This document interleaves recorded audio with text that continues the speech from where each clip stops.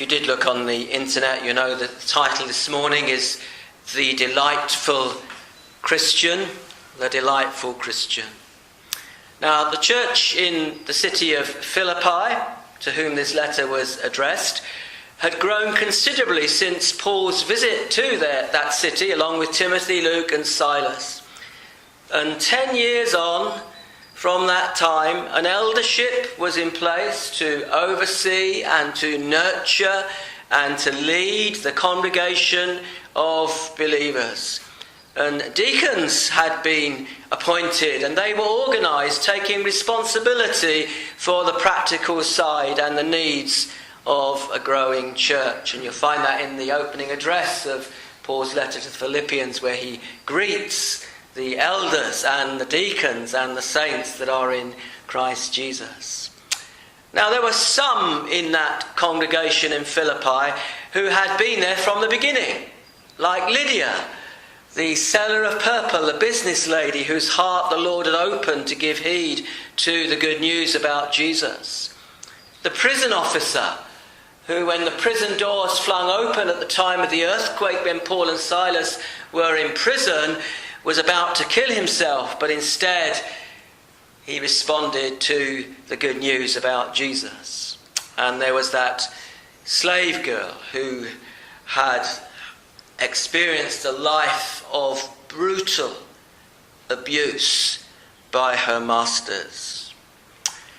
And they could remember that visit from which the new, now growing, vibrant church had sprung up, and no doubt others with them who may have been there at the beginning amongst those few who had become Christians.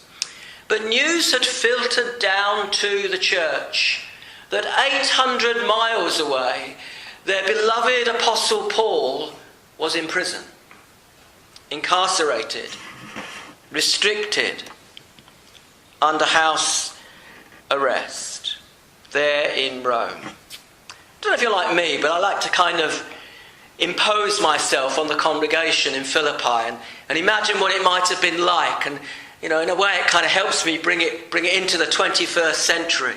So you imagine the folks there in the congregation after their Sunday morning service, and they're having a drink.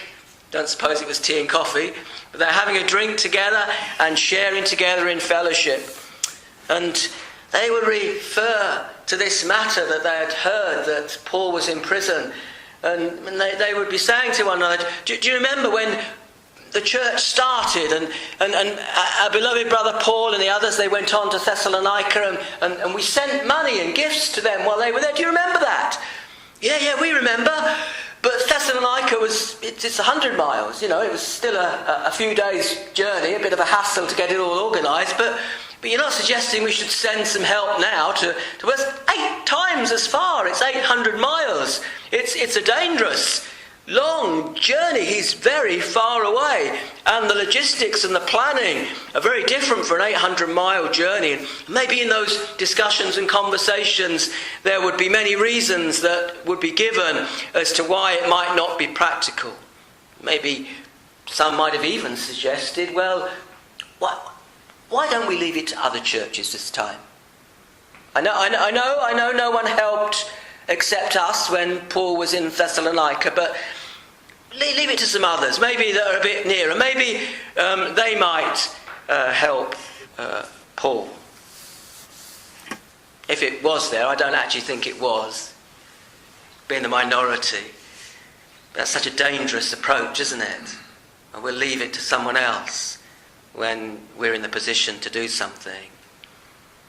To take gifts would be a huge risk. They would know that, but who would undertake such a journey? So imagine the hum of conversation and discussion when suddenly, in the midst of their discussion, a resolute voice sends out a ripple of silence across the room and says, "I will do it. I will be our messenger. I will be your messenger." And everybody looks round, and there's this guy who doesn't do a great deal up front, named Epaphroditus, and it's him. And he said, "I'll go. I'll make the journey. You know, some references to some wonderful, delightful Christians in the letters of Paul. And I like to think of them as our little big men and women.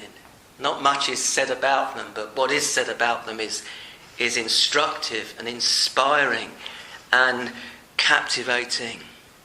Epaphroditus, you'll go. What about the risks of such a journey? Of harm to you, maybe. Well, Epaphroditus might have said, he's a brother in need. He's our brother, and we can't all go, but I am a free man. I could go. Perhaps Epaphroditus didn't have a wife and children. I don't know. Maybe somebody said, but what if you don't make it? Well, I will by God's grace endure like a good soldier of Jesus Christ. But Epaphroditus, what if you run out of energy or supplies along the way? Well, he might have said it'll be worth all the effort. Aren't we partners with Paul in this wonderful spreading of the gospel? We must help him, and we must show our love for him in his time of need, and so show our love for Jesus Christ.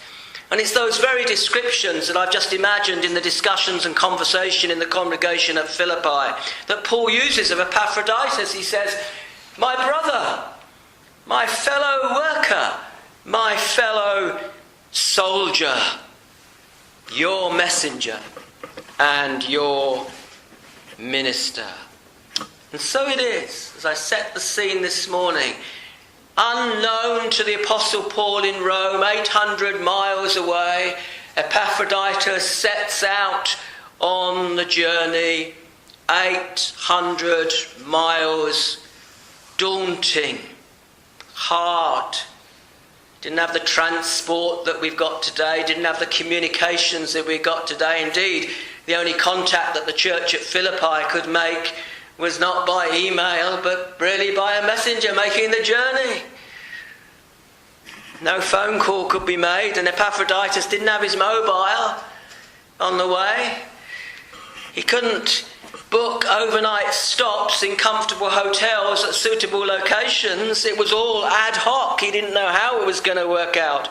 And although the trade routes through the Roman Empire had the benefits of some safety, he was still at risk, especially as a lone traveller. And after all, somebody who meant harm caught sight of him on his own, carrying baggage. They might well be tempted to see what's in that baggage, to steal from him. So he's en route, and probably somewhere, we don't know where, but Epaphroditus fell ill. Was it exhaustion? Well, we're not told, so we don't need to guess. But he was very ill by the time he arrived in Rome, or at least he had been very ill and was improving when he arrived in Rome. But more likely he was still most ill while he was with Paul for some while. The long haul maybe had taken its toll. But word had got back to the Philippian church, who had sent Epaphroditus with the gifts to Paul. So I don't know, maybe Epaphroditus somewhere on that journey met somebody who was going to Philippi, and they became aware of who he was and his illness, and they reported it to the church at Philippi. Word got back, and the Philippian Christians knew that Epaphroditus was poorly.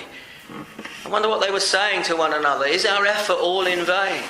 Has this mission of love that we've put together, is it going to fail completely? Not to mention Epaphroditus. Will he find help? Will he get better? What will happen? Well, I'm sure they were distressed, even as Epaphroditus himself was distressed when he reached Rome and found out that the Philippians knew he had been ill, but they didn't yet know the outcome of his illness. They didn't yet know that he'd arrived in Rome safely with their gifts. But I'm sure that they were distressed over what they had heard of Epaphroditus being so poorly. The only news the church had of him was that it heard he was sick, and he had still miles to go to reach Rome. So imagine, Paul is there in confinement with the palace guards surrounding him, keeping an eye on him. But people are allowed to come and go. Timothy was round and about, ministering, helping Paul, encouraging, no doubt praying with him. And on this particular morning, afternoon, evening, wherever it was, Paul, in his anguish, his concern for the cause of the gospel, but his joy in the Lord, he looks up and there sees a somewhat haggard, weary, gaunt, sickly, pale figure enter his room. It is Epaphroditus. What a moment of mixed emotion. And it's as if, and I think when he writes the letter that Epaphroditus is going to take back to the church at Philippi when he goes, it's as if the room is filled with a scent of beautiful perfume. He says, the things that he bought that you sent me, they were a sweet smelling aroma. And yet there was also the aroma of the sacrificial effort that had taken its toll on Epaphroditus as he had given himself to the task, and indeed a dedication which reflected the love of the church whom Epaphroditus represented. It must have been a lovely moment. Have you ever had visits like that? You see, the Lord knows, doesn't he? Wonder what Paul was thinking on that very day. Well, we don't know, of course, do we? But there he is, there's Epaphroditus. And it's just such a huge uplift, such a generous blessing. And he says, I have all and abound. I'm full, having received from Epaphroditus the things sent from you. And so he writes these words, the words that we have in our hands this morning, his letter to the Philippian church. And the letter goes to the church with the now recovered Epaphroditus, much to everyone's relief, no doubt. And certainly Paul expresses his strong sentiments over the issue. He says, the Lord spared me sorrow upon sorrow. Here he is. Receive him with great joy. And I've got less anxiety and concern now that he's better and he can take news of me to you. Epaphroditus becomes the postman. It's okay, Epaphroditus, you've only got 800 miles to go. It's not far with a letter. You made the journey once, you're on the return journey with the letter. What a mission. What a man.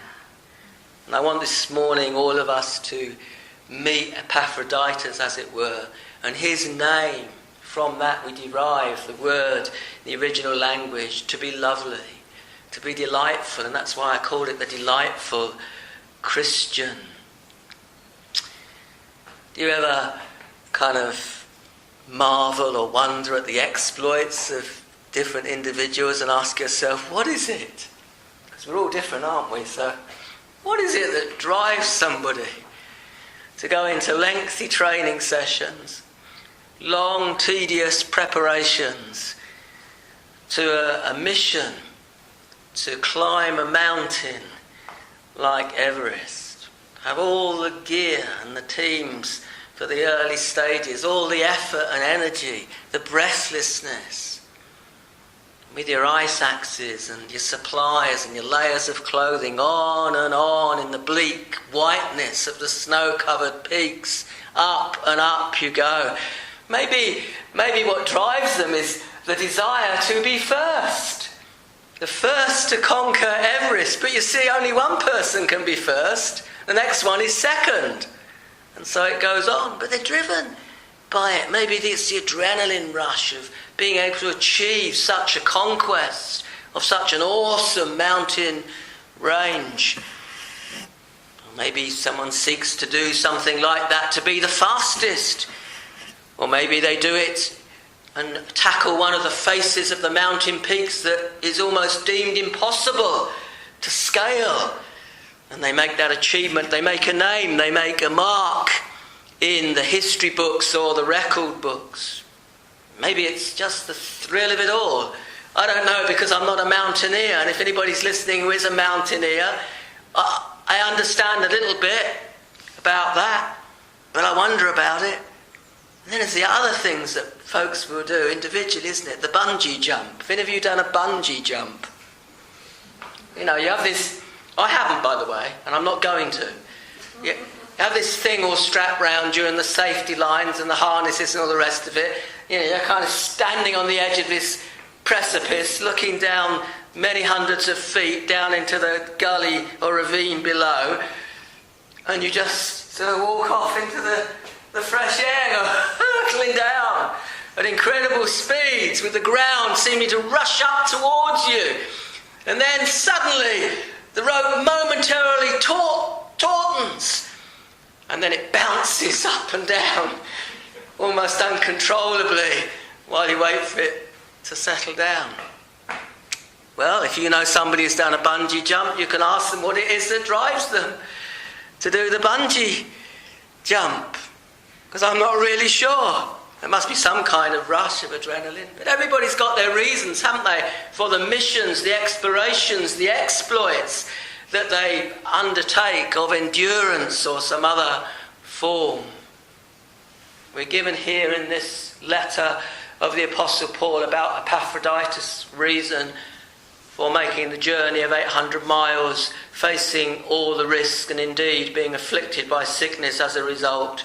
And he says of Epaphroditus that for the work of Christ he came close to death.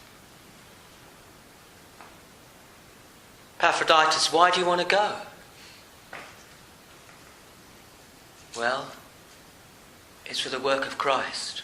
Paul's our brother, our fellow worker, our fellow soldier. He needs ministry, he needs help there, and I'm going to go. And whatever it takes, I'm going to do. For the work of Christ, he came close to death, not regarding his life. Some have read into this a carelessness of Epaphroditus, but I think that's a mistaken reading.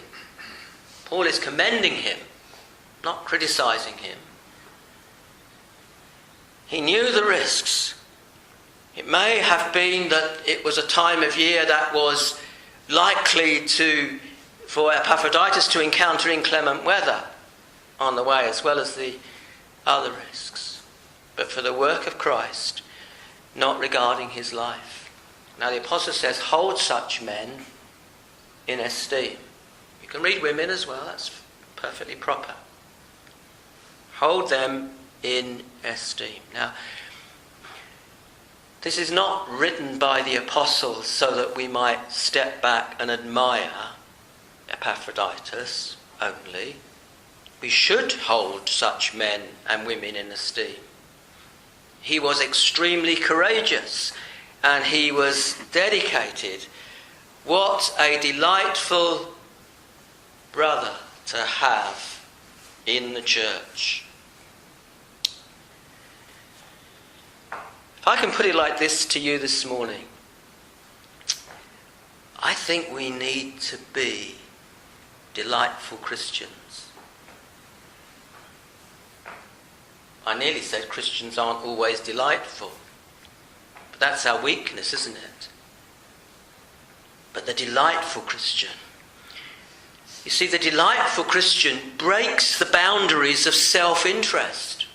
Now, if you read through the whole letter of Philippians, you'll find that he uses, rightly so, the very heart of the gospel of Jesus Christ, the Word becoming flesh, giving himself up on the cross at Calvary, submitting himself to all of God's ordinances and commandments and requirements perfectly, laying down his life. And the apostle said, let that be your mind. You have that attitude that Jesus himself had. Don't look only to your own interests. And notice the apostle doesn't say don't look to your own interests. He says don't only look to your own interests, but also the interests of others. And he has to write in his letter and looks around and he has to write and say, I've got no one like Timothy. Everybody's looking after number one. They've shut their eyes to others' needs. You see, the delightful Christian breaks the boundaries of self-interest and puts heart and soul into the work of Christ, supporting the cause of the gospel whenever, wherever he or she can. Epaphroditus, does it really matter? I mean, do you really?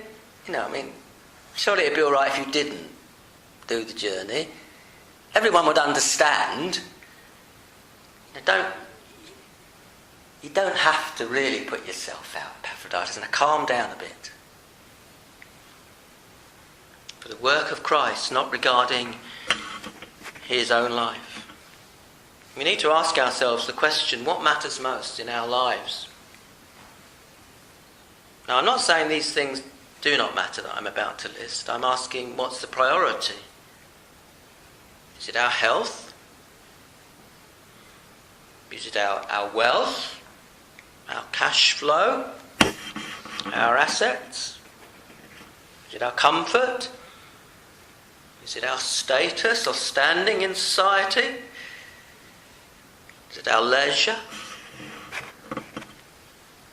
For the work of Christ, he didn't regard his own life.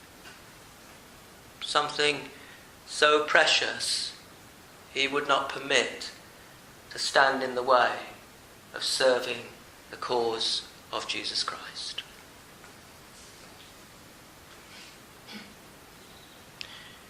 How much will we stretch ourselves?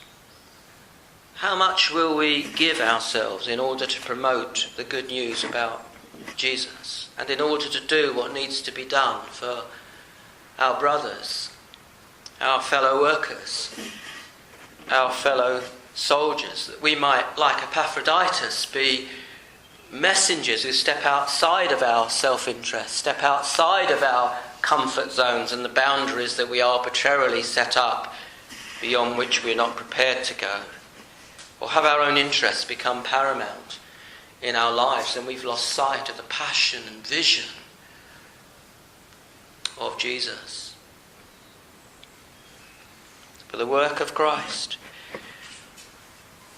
Paul looked at Epaphroditus as he walked through that entrance, haggard, gaunt, pale, sickly, wearied, anxious, painful, unsettled, uncertain of what would happen to him. And he saw there a living example of not regarding one's life for the work of the gospel. And what would Epaphroditus have said? Well, I think he would have said something like this, that he who has done everything for me by giving his life for me on Calvary's cross, I must not, I dare not, I cannot, I will not hold back from him whatever the hardship, whatever the cost, whatever the opposition, whatever the hurdles, whatever the hurt, whatever the pain. The apostle saw that driving this man, this delightful Christian, was a passion, an affection, a love for Jesus Christ. Now you will be familiar, I'm sure, with that lovely chapter in 1 Corinthians chapter 13. And it says that though I bestow all my goods to feed the poor, and though I give my body to be burned, but have not love, it profits me nothing. Absolutely nothing. And though I take the gift of the Philippian church to the imprisoned Apostle Paul and travel 800 miles and nearly die in the doing of it, but have not love, I profit nothing. You'll read and you know that there are people who would do some amazing things in the name of religion. Some of them actually horrible things. But if we are not motivated by a love for Jesus Christ, we can go all the way from Philippi to Rome and back, nearly die, and be profited absolutely nothing.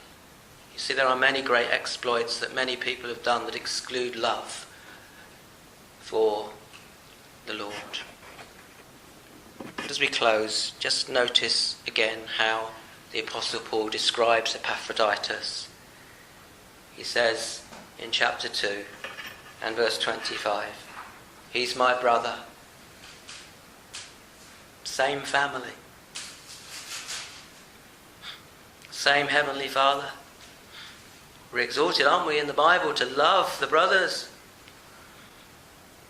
We're in the same family, you see, if we're Christians. And my fellow worker. We're partners, and the Apostle uses the word in his letter about the Philippians, generally, corporately, our partnership in the gospel. You know, in the world there's a kind of tier, isn't there? There's a strata. You know, so there's the senior and the junior. I've got this right. In John Lewis, the Waitrose stores, whenever they send out a message over the tannoy they refer to one another, the managers as well as partners. I suppose they want to give that sense to their employees that there's a sharing. It's a teamwork. The apostle doesn't look down on the Philippians. You know, I'm an apostle. Well, you're only a church member, an attendee. No. My fellow worker. There's nothing that tells us that Epaphroditus was an elder or a deacon or a prominent individual in the church. He was just ordinary. But he was delightful. My fellow worker, my fellow soldier, the apostle says. We're in the same army, fighting the same battles of upholding the truth. We're pursuing purity. And we've got access to the same armoury of those spiritual weaponry available to us. And what's more, we'll all partake of the same victory. And Epaphroditus, well, he's your messenger. He serves, and he serves well, whatever the cost. And he's ministered to my needs and been a blessing to me. May God grant that we all may so live in the power of Jesus Christ, the risen Lord, that these things are evident in ever-increasing measure in our living, our serving, that it could be said of us, delightful.